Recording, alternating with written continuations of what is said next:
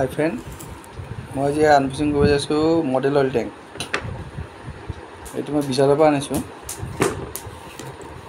আজি এইটো দাম পৰিছে আপোনাৰ এনেই দাম আছে 650 টকা, 400 টকা পৰিছে।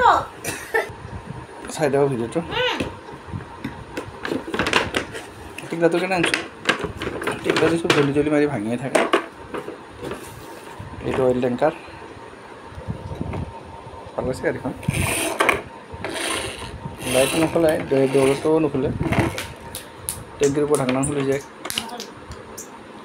এই তোমাৰ গাড়ী ইঞ্চুৰেঞ্চ পা ভৰাব পাৰি।